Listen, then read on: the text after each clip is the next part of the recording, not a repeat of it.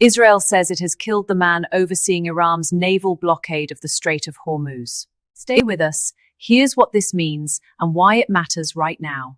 Don't go anywhere. According to Israeli officials, Alireza Tangsiri, commander of the Islamic Revolutionary Guard Corps Navy, has been eliminated in a targeted strike. If confirmed, this would make him one of the most senior Iranian military figures taken out since the start of this conflict. But this is not just about one man. This is about strategy.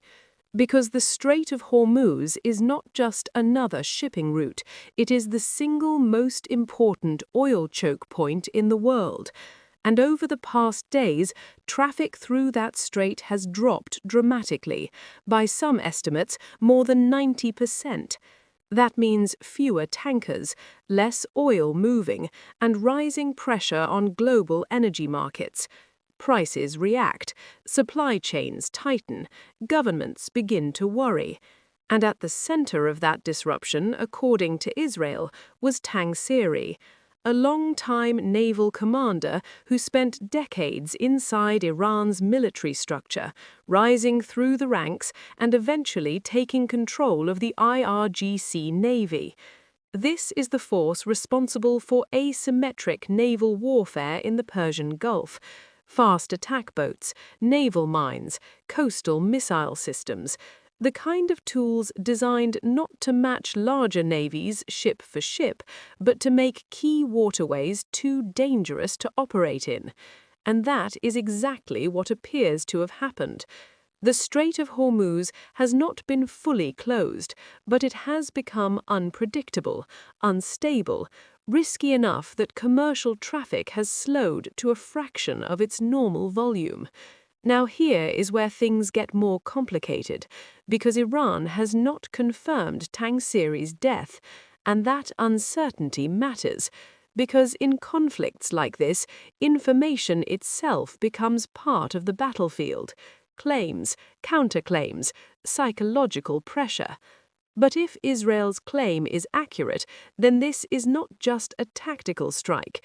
It is part of a broader pattern, a strategy of targeting senior leadership, removing individuals who are not easily replaced, because military systems can be rebuilt, but experience cannot. And commanding naval operations in a narrow, high-risk environment like the Strait of Hormuz requires years, sometimes decades of expertise. So the question now is not just what happened.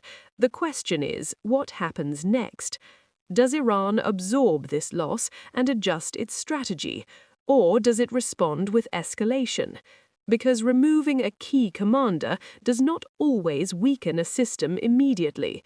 Sometimes it destabilizes it, and a destabilized command structure can become more aggressive, not less, more unpredictable, more dangerous, especially in a region where a single miscalculation can have global consequences.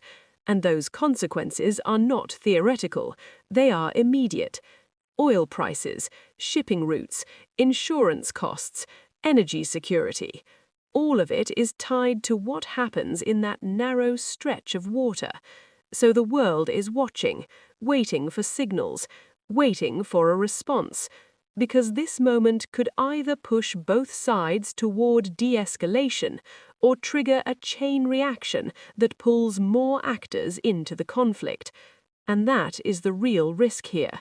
Not just what has already happened, but what this could lead to next. So I want to ask you, do you think this strike will force Iran to step back, or will it lead to a stronger response? So let me know in the comments. And stay tuned to World React for the next update.